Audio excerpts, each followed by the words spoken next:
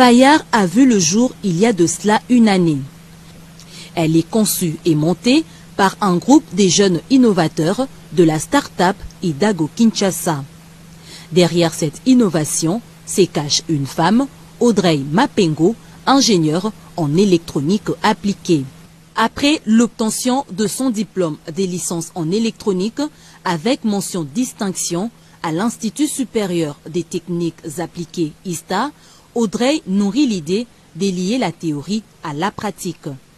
Elle est inspirée et soutenue par un proche qui croit en elle et crée la start-up Idago Kinshasa, spécialisée dans les domaines de l'automatisation, l'électronique industrielle, l'électronique numérique, l'électricité et tant d'autres. L'idée de créer cette société n'est pas venue de moi. Il y a quelqu'un qui m'a inspiré, qui m'a dit qu'il va nous aider.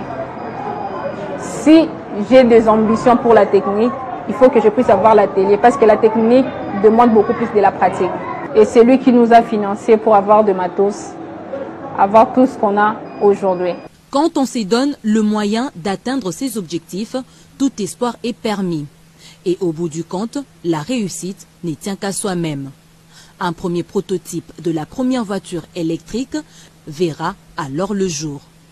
On va le nommer Fayard, un nom tiré des initiales de prénoms des ingénieurs qui ont contribué à sa fabrication.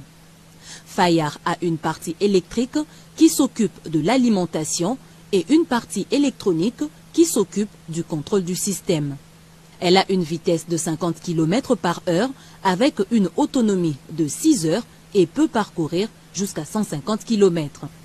Une prouesse qui a valu aux start-up Idago Kinshasa le premier prix de la meilleure innovation lors de l'Expo Village des innovations technologiques en 2022.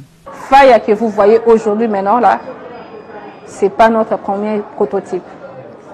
Avant qu'on arrive là, on a commencé avec un prototype qui était bien, mais c'était pas mieux que ça. Et c'était pas aussi mieux que ce qu'on a fait pour la deuxième fois, parce que ça c'est la troisième version. Et la première version qu'on avait commencé à essayer avec, on avait utilisé des pneus de vélo. C'était adapté, on pouvait se déplacer avec, mais c'était pas conforme. Malheureusement, face à cette prouesse, Idago Kinshasa est buté à plusieurs difficultés liées notamment à l'approvisionnement de ses outils de travail. La RDC étant totalement dépendante de l'extérieur, la start-up est obligée de tout importer.